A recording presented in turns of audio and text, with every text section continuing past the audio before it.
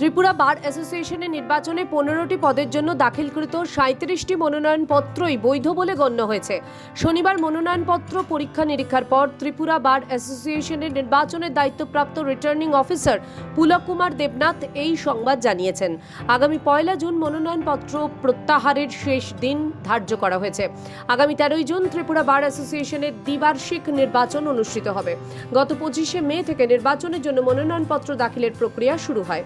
শুক্রবার 29 মে ছিল মনোনয়নপত্র দাখিলের শেষ দিন। ত্রিপুরা বার অ্যাসোসিয়েশনের ইলেকশন 2026-2028 এই ইলেকশনের যা প্রক্রিয়া শুরু হয়েছে। আমাদের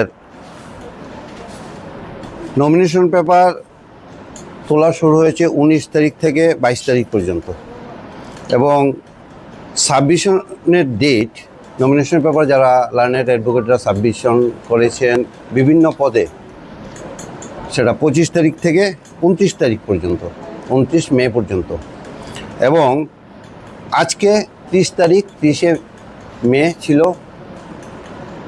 স্ক্রুটিনি করার ডেট, এবং আগামী 1 তারিখ হচ্ছে উইথড্রলের শেষ দিন, এবং সেটা দুপুর 12টা থেকে 4টা পর্যন্ত উইথড্রল হবে। যে লার্নেড অ্যাডভোকেটরা যার যার পদ থেকে যদি কোনো উইথড্র করতে চান তাহলে সেই সুযোগটা পাবেন 12টা থেকে 4টা পর্যন্ত 1 তারিখ। এবং ইলেকশন হবে 13/6/2026 আমাদের কোর্ট চত্বরে ইলেকশন হবে। সেই হিসাবে এখন পর্যন্ত টোটাল 37 জন লার্নেড অ্যাডভোকেট বিভিন্ন পদে তাদের নমিনেশন পেপার সাবমিট করেছেন। সেই হিসাবে আমি একটু ডিটেলস বলে দিচ্ছি। 36 জনের মধ্যে 37 জনের নমিনেশন পেপার স্ক্রুটিনির পর দেখা গেছে প্রপার এবং কারেক্ট। প্রেসিডেন্টের জন্য টোটাল 4 জন নমিনেশন পেপার সাবমিট করেছিলেন। তার মধ্যে এই নমিনেশন পেপার তাদের কারেক্ট হয়েছে মৃণাল কান্তি বিশ্বাস, পৃথা দেবপাল, সুব্রত দেবনাথ এবং তপন সাহা। এবং ভাইস প্রেসিডেন্টের জন্য যারা জমা দিয়েছিলেন learned advocate Daniel Debbarma, Sanjay Saha, Jiban Krishna Sen vice president হিসেবে। এবং সেক্রেটারি পদের জন্য 4 জন দিয়েছেন, তাদের মধ্যে রঘুনাথ মুখার্জি, বিদ্যুৎ সূত্রধর, বিমল দেব এবং ভাস্কর দেববর্মা।